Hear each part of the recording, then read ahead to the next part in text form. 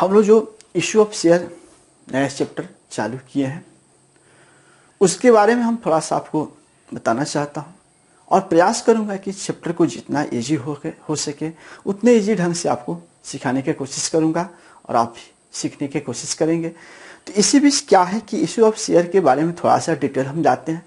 Issue of share का मतलब होता है कि इसमें एक कंपनी की स्थापना की जाती है। कंपनी मान लेते हैं कि सपोज दैट हम लोग को कंपनी चालू करने के लिए 5 लाख अमाउंट की जरूरत है। सिंपल फंडा है, 5 लाख अमाउंट की आवश्यकता है और हम अपने व्यक्तिगत की बात करते हैं तो 5 लाख जो स्थापना करने का उद्देश्य है, 5 लाख रुपया से जो व्यापार करने का टारगेट रखें उसके बारे में हम ट्रेनिंग लिए हैं, जानकारी रखे हैं और सीखे भी हुए हैं, कोई दिक्कत नहीं है। लेकिन हम जब इस व्यापार को रसकौल में स्थापना करने की कोशिश करेंगे तो प्रॉब्लम क्रिएट होगा कि मेरे पास पैसा नहीं है। तो पैसा नहीं है, अब बिना पैसा का कोई व्यवसाय नहीं हो सकता है। अगर मेरे पास सेल्फ का अमाउंट रहता तो हम सिंगल व्यापार कर लेते हैं, ठीक है। तो हमारे पास सेल्फ का अमाउंट नहीं है। हाँ, हमारे पास अमाउंट है लेकिन पार्टनर नहीं रखेंगे। पार्टनर रखने से क्या होता है कि पार्टनर रखने से झमेला बढ़ जाता है, साल 2 साल बिजनेस चलता है लेकिन आपस में फिर टकराव हो ही जाता है, जिस कारण हम लोग पार्टनरशिप भी नहीं करेंगे। हमारे पास रुपया नहीं है, हमको मन है कि इसको कंपनी में डाइवर्ट कर दे। अमाउंट छोटा लिए हैं, समझाने के दृष्टि से अमाउंट बड़ा होता है इसमें। तो मान के चलिए कि हम सपोज दैट एक दुर्गा पूजा करना चाहते हैं। गौर से सोचेंगे, एक हम दुर्गा पूजा करना चाहते हैं और दुर्गा पूजा में अप्रॉक्स 5 लाख का खर्च आ रहा है, अप्रॉक्स 5 लाख का खर्च आ रहा है और हम उस एरिया के लोगों से चंदा लेना चाहते हैं। ईच पर्सन हम 100 रुपया लेना चाह रहे हैं, ईच पर्सन 100 रुपया लेना चाहते हैं। मतलब एक आदमी से हम 100 रुपया लेंगे, यही टारगेट किए हैं। हम लोग आपस में डिसाइड किए बैठकर कि हम लोग 5 लाख का पूजा किया जाए, अप्रॉक्स खर्चा 5 लाख आएगा और इसी मुहल्ले के लोग से पैसा लेकर करना है और एक आदमी से 100 रुपया लेना है। तो हम कितने पर्सन के पास जाना पड़ेगा, यानी हमको यहाँ पर 5000 पीपुल चाहिए, 5000 पीपुल चाहिए। यानी 5000 पीपुल हमको 100 रुपया दे देता है, 100 रुपया के दर से दे देता है, तो निश्चित रूप से आपके पास 5 लाख रुपया कलेक्शन हो जाएगा।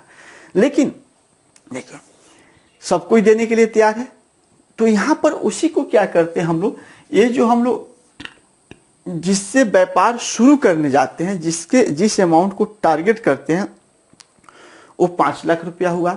एक व्यक्ति से कितना लेना होगा, 100 रुपया।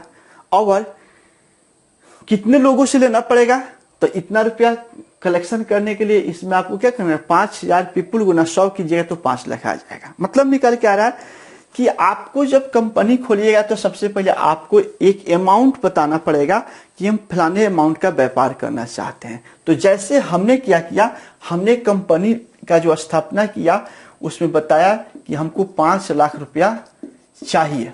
क्लियर, 5 लाख से ही व्यापार कर पाएंगे। तो सरकार आपको उसका परमिशन दिया, तो उसको बोला जाता है शेयर कैपिटल के नाम से बोला जाता है। शेयर कैपिटल कितना हुआ इसका, 5 लाख हुआ। इसके 2-3 नामकरण है, ऑथराइज कैपिटल, रजिस्टर्ड कैपिटल या नॉमिनल कैपिटल, सब इसी का नाम होता है। तो ये 3 नाम से जाने जाते हैं। अब आपसे गवर्नमेंट पूछेगा कि इस रुपया को कैसे आप पब्लिक से वसूल कीजिएगा, पब्लिक से कैसे वसूल कीजिएगा, तो हम बताएंगे कि एक पब्लिक से हम 100 रुपया लेंगे, ईच पर्सन से कितना लेंगे, 100 रुपया। और नंबर ऑफ पब्लिक कितना होगा, तो नंबर ऑफ पब्लिक 5000 होगा। यानी अगर हम 5000 पब्लिक हमको 100 रुपया के दर से दे देगा तो मेरे पास 5 लाख रुपया आ जाएगा, मेरे पास 5 लाख रुपया आ जाएगा। तो ध्यान से देखेंगे, ये जो 5000 रुपया है, 5000 शेयर है, इसको बोलेंगे शेयर की संख्या कितना है, 5000 बोलेंगे। एक शेयर का दाम कितना हो गया, 100 रुपया। लोग शेयर क्यों खरीदते हैं, देखिए हम आप लोग के बीच आए, इस बात का आश्वासन दिए कि देखिए भाई हम एक व्यापार करने जा रहे हैं, आप लोग हमारे व्यापार में 100 रुपया कम से कम लगाइए और इससे क्या होगा कि आपको भी 100 रुपया देना आसान हो जाएगा और हमको भी 100 रुपया लोगों से लेना आसान हो जाएगा। और इस प्रकार इधर के मोहल्ले के लोग अगर हमको 100 रुपया दे देता है तो 100 रुपया देने के मतलब 5 मोहल्ले में लोग हैं तो हमको 5 लाख रुपया आराम से आ जाएगा। और उस पैसा से हमको मान लीजिए कि मसाला के फैक्ट्री में बैठा लेंगे और मसाला बेचेंगे, ठीक है, मुनाफा होगा। हमको इस बात का पूरा आइडिया है कि मुनाफा होगा। लेकिन आपको क्या फायदा होगा, 100 रुपये क्यों देंगे? हम आपको आश्वासन दिए हैं कि आप अगर 100 रुपया बियर करते हैं, 100 रुपया लगाते हैं तो हम आपको नफा होगा। क्योंकि हमको आइडिया है कि अगर 5 लाख में मसाला के हम फैक्ट्री बैठा लेते हैं तो हमारा प्रॉफिट साल भर में डबल होने का चांस है। यानी जितना पूंजी इन्वेस्ट कर रहे हैं उसका हमारा डबल प्रॉफिट हो गया। यानी मतलब निकल के आ रहा है कि आप अगर 100 रुपया लगा रहे हैं और हमको आशा है, क्लियर नहीं है, आशा है कि डबल होगा। इस प्रकार आपको ये चीज का आश्वासन हम दे देंगे कि अगर आप 100 रुपया लगाते हैं तो आपका साल भर में क्या हो जाएगा, डबल हो जाएगा। क्या हो जाएगा, डबल हो जाएगा। इस लालच में आप हमको पैसा दीजिएगा, क्योंकि आपको भी है कि भाई 100 रुपया लगाएंगे 200 रुपया साल भर में सर दे देंगे। ऐसे जनरली आज के डेट में कंपनी ऐसा कर रही है सब। तो यही आपका, आपने 100 रुपया लगाया, आपके 100 रुपया लगाने से, आपके जैसे 5,000 हमको 100 रुपया देने से हमारे पास 5 लाख रुपया पॉकेट में आ गया है। 5 लाख जब पॉकेट में आ गया है तो हम इस रुपया को क्या करेंगे, इस रुपया को ऐसे फैक्ट्री बैठाएंगे, फैक्ट्री चालू करेंगे, ईमानदारी पूर्वक सामान बेचेंगे और ईमानदारी पूर्वक हम प्रॉफिट होगा तो आप सबों के बीच में उसको डिवाइड कर बांट देंगे। यही है कंपनी। यानी लोगों का पैसा इकट्ठा कीजिए, जिस चीज का फैक्ट्री खोलना है फैक्ट्री खोलिए, जो चीज व्यापार करना है व्यापार खोलिए, और मुनाफा हो तो जो पैसा लगाए उनका पैसा फिर उनके खाता में वापस मुनाफा के साथ करते रहिए। यही व्यापार होता है, यही कंपनी होता है। तो चलिए, इसका मेनली हम लोग को आज फोकस करना है अकाउंटिंग, मैथ कैसे बनेगा इसका। तो मान लेते हैं कि हमारे पास एक व्यक्ति से 100 रुपया लेना है और नंबर ऑफ कितने व्यक्ति से लेना है, 5। यानी शेयर, इसको बोला जाता है शेयर, ध्यान रखेंगे। जितना लोगों से पैसा लेना है उतना शेयर आपको बोलना। यानी आपके पास 5,000 शेयर हो गया और एक शेयर का मूल्य कितना हो गया, 100 रुपया। 5,000 शेयर हो गया और एक शेयर होल्डर से कितना पैसा लेना है, 100 रुपया। इस प्रकार सरकार के पास कुछ नियम है, उसी नियम को तो इश्यू ऑफ शेयर में हम लोग को पढ़ना भी है, ढंग से सुनेंगे। जैसे आपको हम लोग आइडिया बैठा है कि हम लोग 5 लाख का एक गाड़ी गिफ्ट में रखेंगे, जरा सोचेंगे, और लॉटरी मार्केट में बेचेंगे। तो हमने यहाँ मोहल्ला में एक लॉटरी 100 रुपया में बेचे और 5,000 लोग हमारा लॉटरी खरीद लेगा तो मेरे पास 5 लाख रुपया आ जाएगा। यानी आप लॉटरी बेचेंगे थ्योरेटिकली, जब 100 रुपया के लॉटरी आप बेचेंगे तो 100 रुपया की लॉटरी बेचेंगे तो जैसे ही 5,000 लॉटरी आपका बिक जाएगा तो आपके पास पैसा कितना आ जाएगा, 5 लाख आ जाएगा। अब आप कहें कि भाई एक आदमी को 5 लाख इनाम पड़ेगा, एक आदमी को, तो उसमें क्या होगा कि नियम से दिया जाए तो घाटा कुछ नहीं हुआ। इनाम लॉटरी निकालेंगे, जिसका लॉटरी पहले बार निकलेगा उसको 5 लाख रुपया दे देंगे, मामला खत्म हो गया, उसको तो मुनाफा हो गया, वो बहुत अच्छा पैसा हो गया।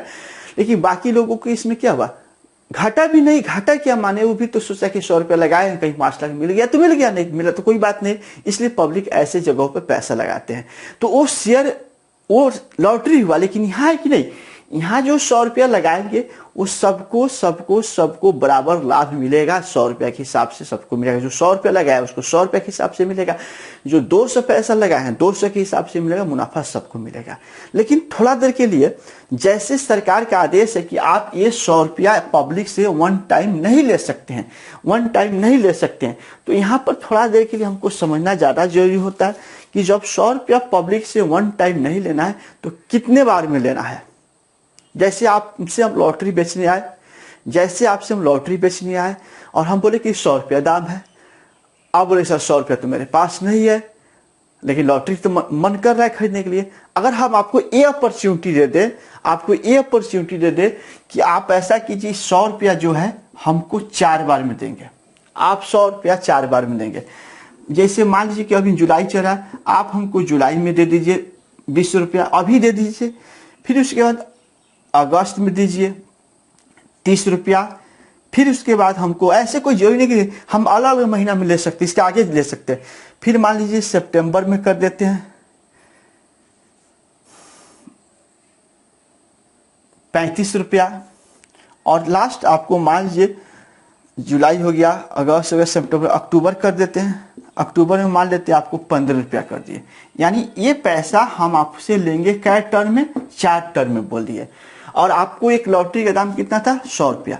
तो यहाँ पर ये शेयर का दाम हो गया। आप मेरा शेयर खरीदेंगे तो उसका 100 रुपीज प्राइस है, लेकिन आपको 100 रुपीज वन टाइम नहीं देना है।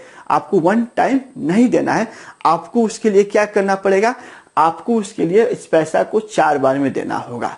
उससे क्या होगा, पब्लिक को सुविधा होता है पैसा देने में, और पब्लिक इंटरेस्ट भी लगाता है। तो हम तो पैसा ले ही रहे हैं आपसे, पैसा हम आपसे 100 रुपये तो ले ही रहे हैं, लेकिन वन टाइम में नहीं लेकर इंस्टॉलमेंट में ले रहे हैं। इसको क्या बोलेंगे, इंस्टॉलमेंट बोलेंगे।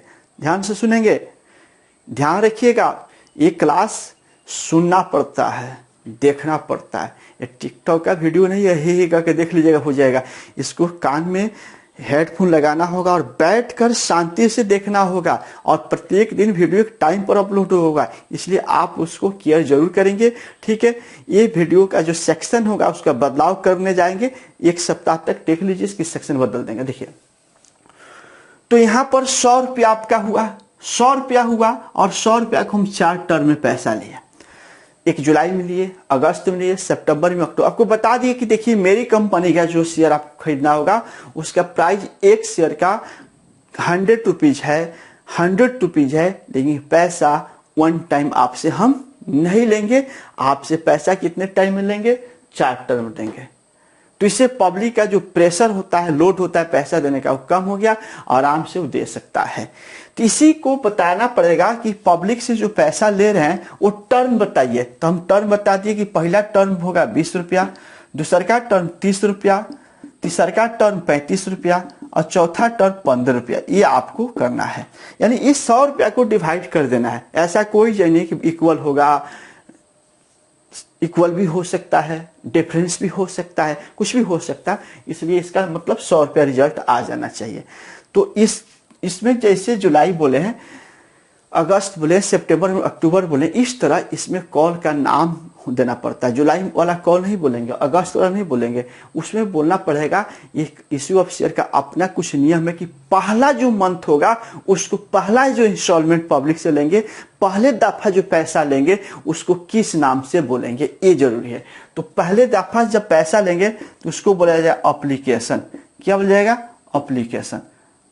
पहला दफा को क्या बोला जाएगा, अप्लीकेशन। जब पहला दफा हम आप पैसा पब्लिक से लेंगे, जो पहला इंस्टॉलमेंट पब्लिक देगा उस इंस्टॉलमेंट का नाम है एप्लीकेशन। याद रखेंगे और ध्यान से सुनेंगे। सभी बच्चों को राय देते हैं, ध्यान से सुनना पड़ेगा, इसके अलावा कोई विकल्प नहीं। ऑनलाइन क्लास आप अपना टीचर खुद हैं, आपको खुद ईमानदारी पूर्वक से सुनना पड़ेगा, तब समझ में आएगा। लाइफ तो एंजॉयमेंट से कट ही रहा था, 4 महीना से लॉकडाउन है, कोई टेंशन नहीं है, घर पर है। कोई स्टूडेंट 1-2 छोड़ दिया था, कोई स्टूडेंट फोन नहीं कर रहा है कि क्लास चले ना चले, कोई दिक्कत नहीं। आपको लग रहा है कि जीवन ऐसा ही चलेगा, नहीं। जीवन तो ओरिजिनल चलाने के लिए आज से 5 साल के बाद आपको खुद पर खुद जवाब आएगा क्या करना पड़ेगा। तो जब काम करेंगे, सुनेंगे, देखेंगे, तब फायदा होगा, इसलिए देखेंगे। अब इसमें पहला इंस्टॉलमेंट का नाम क्या होगा, एप्लीकेशन होगा। पहला इंस्टॉलमेंट का नाम क्या होगा, एप्लीकेशन होगा। उसी तरह सेकेंड इंस्टॉलमेंट जब हम लेंगे उसका भी नाम कंपनी द्वारा रखा गया अलॉटमेंट। सेकेंड का क्या नाम रखा गया, अलॉटमेंट रखा गया। सेकेंड का क्या नाम रखा गया, अलॉटमेंट रखा गया। पहला एप्लीकेशन, दूसरा अलॉटमेंट, तीसरा। देखिए सारे आपका जो हम रूल्स आज कल वाला वीडियो में लिए थे, यही पर फर्मा को रूल्स पे उठा कर लेकर रखे थे। तो इसमें हम बताए थे एप्लीकेशन, अलॉटमेंट, फर्स्ट और फाइनल ऐसे लिखे थे स्पष्ट, तो कोई दिक्कत नहीं। आप यहां क्या करेंगे, तीसरा कॉल फर्स्ट कॉल होगा, और अंतिम चौथा सबसे होगा फाइनल कॉल के नाम होता है। जैसे आपके जीवन में जनवरी, फरवरी, मार्च, जैसा हमारे मन में क्या आता है कि जनवरी पहला मंथ होता है, फरवरी दूसरा होता है, मार्च तीसरा होता है। हम लोग जानते हैं तब बोलते हैं, जो नहीं जानता उसको नहीं मालूम जनवरी पहला मंथ है। वो लोग आषाढ़, भादो, कुवार कहते हैं, उनसे पूछिए, वो अपने हिसाब से बताएंगे। इस तरह कंपनी भी बना तो बताया गया, इसका जो नियम, कायदा, कानून जो बनाने वाले शुरू में थे वो बोले कि पहला बार जो पब्लिक से पैसा लीजिएगा उसको बोलिएगा एप्लीकेशन। जब दूसरा बार पब्लिक से पैसा लीजिएगा तो उसको बोलिएगा अलॉटमेंट। जब तीसरा बार लीजिएगा तो फर्स्ट कॉल, और जब चौथा बार लीजिएगा तो उसको फाइनल कॉल। ठीक है, पहला एप्लीकेशन, दूसरा अलॉटमेंट, तीसरा फर्स्ट कॉल और चौथा फाइनल कॉल। यानी 4 बार में पब्लिक से पैसा लेना है और चारों कॉल का नामकरण हो गया। यहां तक समझ आएंगे। अब ये 4 नाम आपको नहीं अटपटा होना चाहिए कि पहला अगर बार पैसा लेते हैं तो उसका सवाल में क्या नाम लिखा रहेगा, एप्लीकेशन, दूसरा को क्या लिखा होगा, अलॉटमेंट, तीसरा को क्या लिखा होगा, फर्स्ट कॉल और चौथा क्या लिखा होगा, फाइनल कॉल। इस प्रकार ये 4 कॉल का नाम होता है। अब इसके बाद दूसरा स्टेप हम देखते हैं। इसका दूसरा स्टेप ये देखते हैं कि इसके लिए आपको जर्नल एंट्री बनाना है। मेन इस पे जर्नल एंट्री पर हम पहुंचेंगे। तो 2 जर्नल एंट्री इसके लिए होता है, 2 जर्नल एंट्री इसके लिए होता है, 2 जर्नल एंट्री इसके, 2 जर्नल एंट्री इसके लिए। यानी आपको देखा जाए तो प्रत्येक इंस्टॉलमेंट के लिए, इसको कॉल बोलते हैं, प्रत्येक कॉल के लिए 1-2 जर्नल एंट्री बनाना होगा। तो जैसे एप्लीकेशन के लिए कितने जर्नल एंट्री होंगे, गौर से देखेंगे, 2 होंगे। इसके लिए फिर अलॉटमेंट के लिए कितने जर्नल एंट्री होंगे, 2 होंगे। जैसे एप्लीकेशन के लिए 2 किए, फिर उसी तरह उसके नीचे सिलवार ढंग से फिर अलॉटमेंट के लिए 2 करेंगे, फिर फर्स्ट कॉल के लिए 2 करेंगे और फिर फाइनल कॉल के लिए 2 करेंगे। यानी कुल देखा जाए तो नॉर्मल सवाल होगा, सवाल जाए टेढ़ा नहीं होगा, तो उसमें 2 एंट्री 2 एंट्री 2 एंट्री 2 एंट्री, यानी टोटल कितना एंट्री होगा, टोटल आपको 8 एंट्री करना होगा। यानी 8 जर्नल एंट्री आपको हर हाल में करना है। 8 जर्नल एंट्री हर हाल में आपको करना पड़ेगा। तो चलिए हम लोग अब जर्नल एंट्री का बारे में देखते हैं। बोर्ड पर पूरा क्लियर रूप से जर्नल एंट्री देखते हैं कि जर्नल एंट्री में पहला एंट्री क्या होगा, दूसरा एंट्री क्या होगा, तीसरा क्या होगा, चौथा क्या होगा, पांचवा क्या, ऐसे सारे एंट्री हम लोग देखेंगे। तो एक बार हम बोर्ड पर फिर रिपीट करते हैं। तो जो जर्नल एंट्री हम करने चाह रहे हैं, पहला जर्नल एंट्री जो करेंगे, दूसरा करेंगे, तीसरा करेंगे, क्या करेंगे, तो आप चूंकि 11th में पढ़े होंगे जर्नल एंट्री का परफॉर्मा कैसे लेते हैं, तो आप क्या करेंगे, अपनी कॉपी पर जब इसका जर्नल एंट्री बनाएंगे तो स्केल के मार्फत से जर्नल एंट्री का जो परफॉर्मा है उसको हम ले लेते हैं। और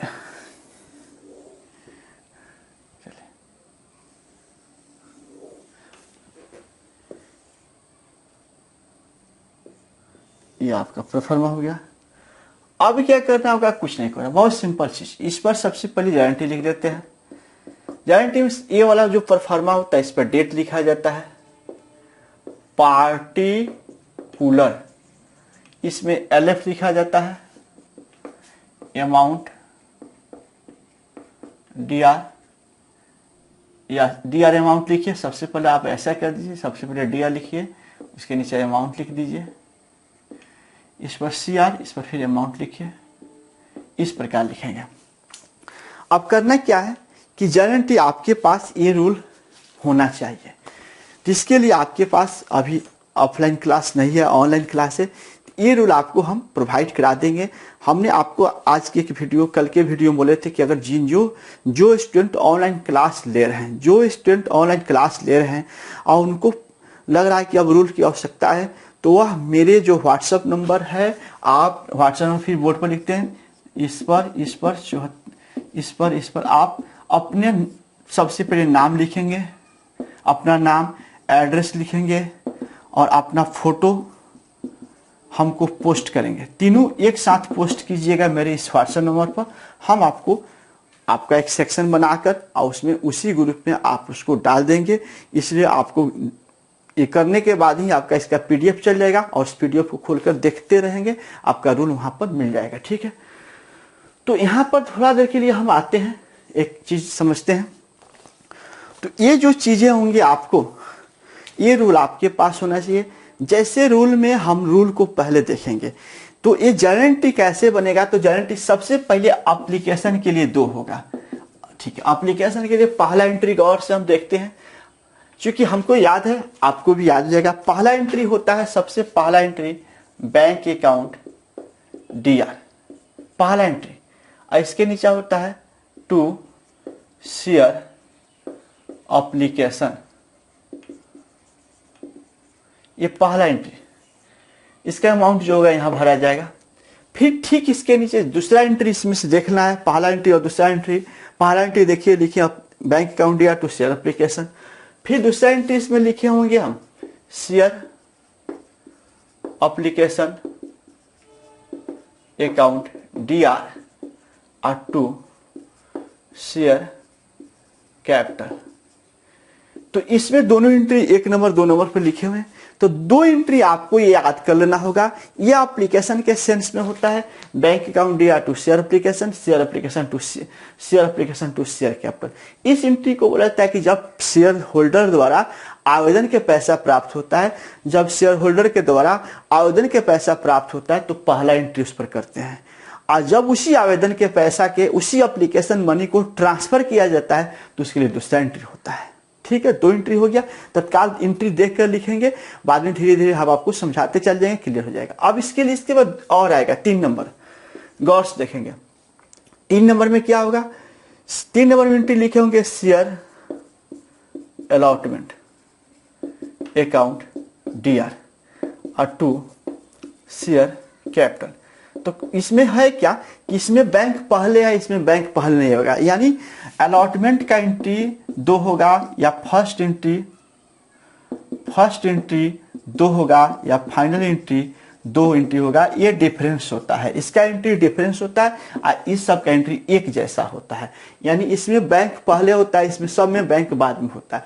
तो जैसे इसमें बैंक नहीं लिखे हैं, अब इसका चौथा एंट्री आते हैं। चौथा एंट्री है शेयर, चौथा एंट्री इसका हो जाएगा बैंक अकाउंट डीआर और 2 शेयर के अलॉटमेंट, चौथा एंट्री हो गया। इस प्रकार आपको एंट्री याद करने की जब बात आती है तो 2 एंट्री याद करेंगे, 2 एप्लीकेशन के लिए या 2 अलॉटमेंट के लिए, बस। ये दोनों एंट्री दोनों अलग अलग है। इसमें दोनों एंट्री में पहले बैंक है बाद में ट्रांसफर है, पहले इसमें मांग है तब बैंक है, यानी डिफरेंस है। फिर इसके बाद होगा 2 एंट्री फर्स्ट का, फिर इसके बाद 2 होगा फाइनल का। तो हम यहाँ नहीं दिखाकर उसको इसके बगल में दिखाते हैं कि आपको ज्यादा समझ आएगा समझाने का। अब देखिए जैसे यहाँ पर करते 5 और 6, वो 5 और 6 को उठाकर यहाँ लाते हैं, 5 नंबर देखिए और 6 नंबर। तो यहाँ गौर से देखिए, जैसे ये एंट्री आप किए हैं, ये एंट्री किए, यही एंट्री को रिपीट करते हैं, शेयर अलॉटमेंट डीआर, इसी को रिपीट किए हैं। फिर इसके बाद नीचे है शेयर कैपिटल, फिर इसका और एंट्री हम रिपीट कर देते हैं, आपको 6 में जाएगा। सेम अभी रिपीट कर रहे हैं क्योंकि समझाना है, एंट्री याद नहीं करना है आपको, समझाना है, इसलिए ऐसा कर रहे हैं। बैंक है और शेयर अलॉटमेंट, गौर से देखेंगे एंट्री, 2 एंट्री एक करना है, 100% 2 एंट्री करना होगा। इसके बाद 2 एंट्री करना होगा, फिर इसके नीचे 2 एंट्री होगा, जो दोनों एंट्री हम इधर समझाने के प्रयास कर रहे हैं। तो ये एंट्री आपका जो ये एंट्री होगा, ये अलग टाइप का हुआ, ये अलग टाइप का हुआ, यानी एप्लीकेशन अलग टाइप का होता है और अलॉटमेंट अलग टाइप का होता है। लेकिन अलॉटमेंट के जैसा फर्स्ट होता है, तो ये आपका जो एंट्री है, देखिए यहाँ पर ये दोनों एंट्री सेम लिख दिए, शेयर अलॉटमेंट शेयर कैपिटल, ये सेम लिखा हुआ है। अब इसमें से क्या करना है, अलॉटमेंट के जगह हटा देते हैं, अलॉटमेंट के जगह क्या लिखेंगे, फर्स्ट कॉल। बस जहां जहां इस पे अलॉटमेंट होगा उसको सिर्फ हटाना है, बाकी सेम रहेगा। मतलब अलॉटमेंट के नाम को रिप्लेस कर देना है, अलॉटमेंट के नाम को रीनेम कर देना है, अलॉटमेंट के नाम को हटाकर फर्स्ट कॉल रख देना है। तो यहां पर भी फर्स्ट कॉल रखेंगे। इस प्रकार अलॉटमेंट के नाम को हटाकर हम क्या लिख दिए, फर्स्ट कॉल लिख दिए। बस यही तो एंट्री था। यानी हम अभी आपसे बोले कि ये जो एंट्री होगा इसी के जैसा होगा। इसमें अलॉटमेंट लिखे हैं और इसमें फर्स्ट लिखना है, इसमें अलॉटमेंट लिखे हैं, इसमें फर्स्ट लिखना है। अब क्या करेंगे, यहां थोड़ा देर के लिए आते हैं, तो इसका भी एंट्री देख लेंगे। फाइनल की इसी तरह होगा, यहाँ फर्स्ट है, यहाँ मतलब इसी तरह होगा, फर्स्ट के जगह क्या हटा के लिख देंगे, फाइनल कर देंगे। यानी आपको यहाँ पर हम नीचे ला देते हैं, थोड़ा सा रिक्वायर हो जा रहा था। 5 6 अब 7 नंबर आते हैं। 7 नंबर में ये एंट्री सेम करेंगे, यहाँ शेयर लिख रहे हैं और शेयर की जगह फर्स्ट लिखे हैं, तो फर्स्ट हटा के क्या कर देंगे, फाइनल कॉल कर देंगे, फाइनल कॉल अकाउंट डीआर और 2 शेयर कैपिटल। फिर इसका ये एंट्री सेम करेंगे। देखिए इसमें बैंक है तो बैंक की है और 2 शेयर फर्स्ट है तो शेयर फर्स्ट की जगह हटाकर फाइनल कर कॉल कर देंगे। इस प्रकार देखिए 2 entry 2 entry 2 entry 2 entry 8 entry आपको यही किया गया होगा। ये सिलवार ढंग से देखेंगे एंट्री तो ऐसा ही होगा, 2 एंट्री एप्लीकेशन का, 2 एंट्री अलॉटमेंट का, 2 फर्स्ट 2 फाइनल। बस आपको ऊपर का 4 एंट्री याद रखना होगा। 2 एप्लीकेशन एंट्री याद कर लीजिएगा। याद क्या करना, लिखते लिखते आपको इतना दिन लंबा चैप्टर चलेगा कि आपको खुद पर खुद याद हो जाएगा। 2 एप्लीकेशन का है, 2 अलॉटमेंट का है, और इसके बाद जब फर्स्ट का करना होगा तो इसी जगह ऐसा ही एंट्री सेम करेंगे, अलॉटमेंट को हटाकर फर्स्ट का लिख देंगे जैसे एंट्री की है। तो फिर इसी के जैसा 2 एंट्री और करेंगे फाइनल के सेंस में, बस फर्स्ट को हटाकर फाइनल कर देंगे। और नाइरेशन आप इसका लिख लीजिए, नाइरेशन इसका लिख लीजिए। इसका नाइरेशन लिखना होगा तो जो नाइरेशन में अलॉटमेंट लिखा होगा उसके जगह हटाकर फर्स्ट डाल दीजिएगा इसके नाइरेशन में, फिर इसका कीजिएगा उसी तरह फाइनल हटा के कर दीजिएगा। इस प्रकार 8 एंट्री आज आपका क्लियर हुआ। तो कल से हम इस पर एक मैथ लेकर आएंगे और निश्चित रूप से आप रेगुलर क्लास देखेंगे और कल एक इसका मैथ बनाएंगे। धीरे धीरे आपको समझ आने लगेगा। 3 से 4 दिन में आप वेट करना होगा। मिनिमम आप 5 दिन क्लास रेगुलर कर लेते हैं, रेगुलर क्लास कर लेते हैं तो आपको ये चैप्टर रन कर जाएगा और इस प्रकार आप घर बैठे क्लास आराम से चलता रहेगा। नाम लिखाएगा, जो नाम लिखवा चुके हैं पुराने वाले स्टूडेंट उनके लिए भी वीडियो है, जो नाम लिखवाने उनके लिए भी वीडियो है, जो क्लास 12 में पढ़ रहे हैं उनके लिए वीडियो है। ये सभी जो इश्यू ऑफ शेयर जिनको पढ़ना उन सबके लिए उपयोगी वीडियो है। इस वीडियो को आप देखेंगे और हम ये वीडियो जो आज का वीडियो है लास्ट वीडियो संभवतः यूट्यूब पर रहेगा। इसके बाद हम आभा एकेडमी ऐप पर ले जाकर रखेंगे और वहां से कैसे देखना है जैसे रखेंगे उसके लिए एक वीडियो आपको पोस्ट कर देंगे। आप उसके हिसाब से वहां से वीडियो देख सकते हैं। आप मतलब निकल के आ रहा है कि आप यूट्यूब पर भी विदाउट चार्ज का देख रहे हैं, वहाँ विदाउट चार्ज के देखेंगे। वहाँ हमको सुविधा होगा कि वहाँ पर जो नोट्स है PDF है डाल देंगे, आप साथ साथ में रहेंगे। तो चलिए आज इतना ही रखते हैं आपके क्लास में और पुनः एक नया वीडियो कल लेकर आऊँगा। तब तक आपसे विदा लेता हूँ। धन्यवाद।